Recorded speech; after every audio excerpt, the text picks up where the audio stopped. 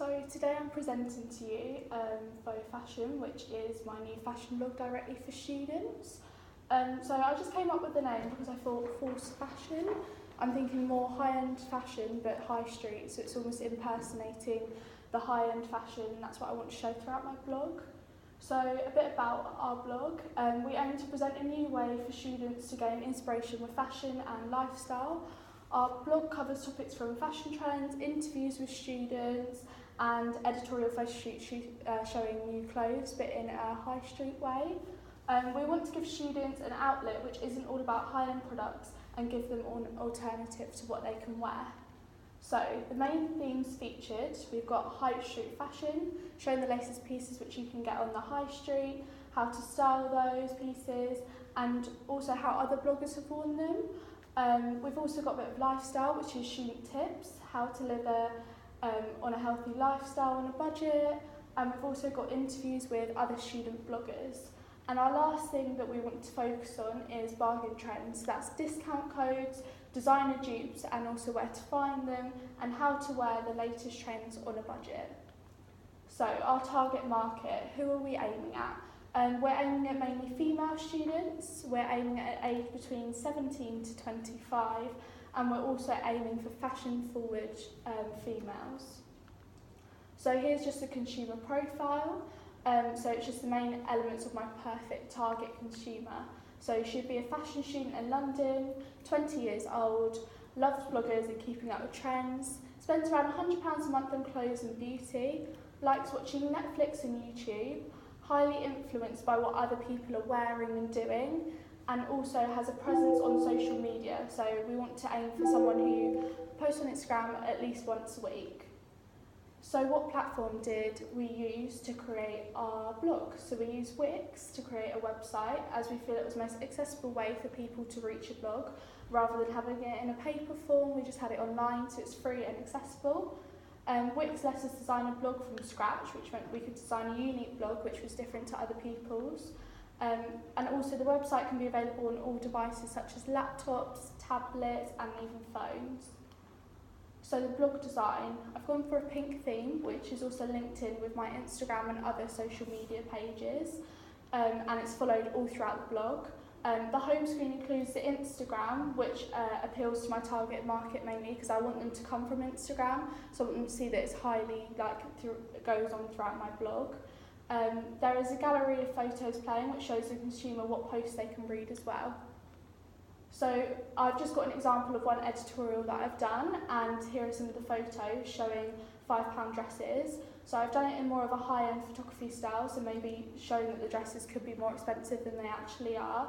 And I feel like it's more appealing to the students, making them feel involved, like they've got those clothes which can be dressed up and dressed down and can be photographed in a really editorial way. So what are my main blog elements?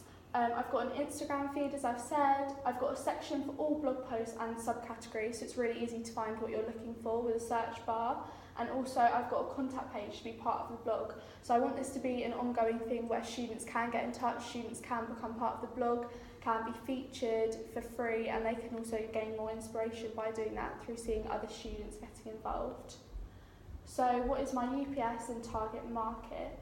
So I've got voucher codes which are going to be featured very clearly on my page, which is a complete unique thing that has never been done before, where they can easily access the week's hottest codes for clothes. I've got student input, which is also a unique thing to a publication, and other students will be able to contribute through interviews or outfit post features. And I've also got photo shoots which appeal to my target market because it's creating a house style for the brand rather than looking at other people's work. So here are just some of my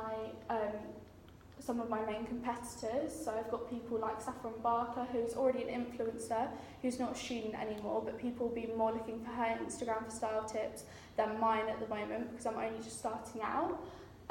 I've got Katie Hutchins, who is a student blogger from London, has over 100k followers and is very present on social media. And I've also got magazines such as Cosmopolitan, and I've also got another student blogger who's only got 10k, who's called Charlotte Rowland, and that can show how she's quite small but she's still got 10,000 followers, and she's very highly influencing people who live around her. Those are my main competitors. I've got social media on my blog, so I've got Twitter, as I feel like it's good to have a presence on Twitter so people can respond back to me and interact with the magazine, and I feel like it's the easiest way for people to get in touch rather than through email, through Facebook or through Instagram, because you can do a direct reply and you can see the direct question asked. I've also got Facebook, and I want every blog post to be published to Facebook so it's easy to read and can be accessible on there as well. And then my biggest one is Instagram, with it being the most appealing platform for my audience. So here's just the Instagram, which I've started up. I've got 22 posts on there at the moment, and as you can see, it's showcasing other people's photos as well as my own, and it's the best way to engage an audience. So I've gained inspiration from Misguided, Pretty Little Thing, and also the Mayfair group, which is a very aesthetically pleasing Instagram page.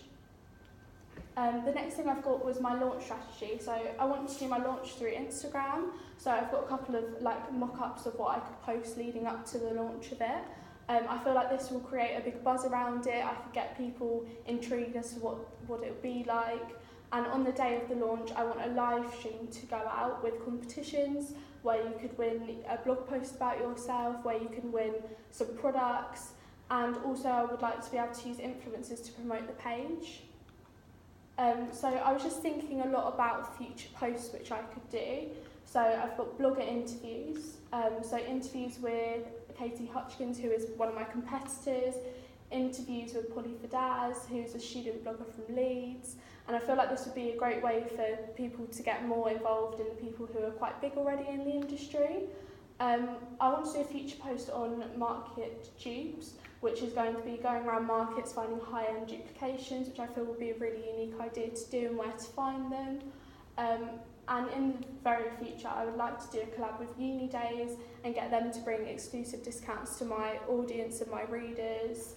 And I'd also like to start doing a fashion roundup. So every Sunday do a fashion roundup for the latest trends that week and where to find them.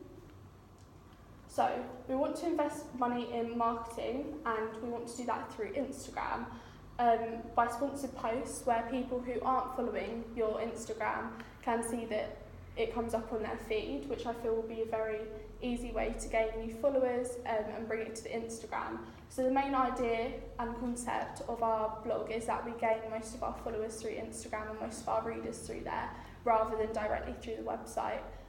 Because I personally, whenever I find a new blog, it would have been through Instagram rather through looking through websites to try and find it.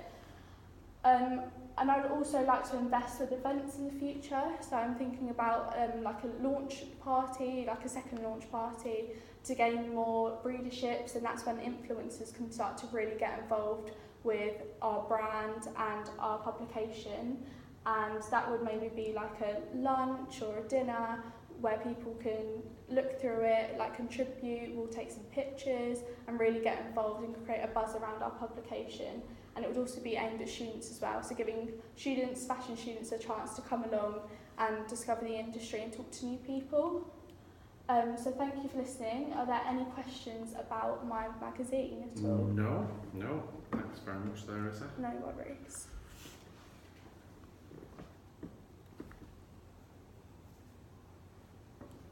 Cool.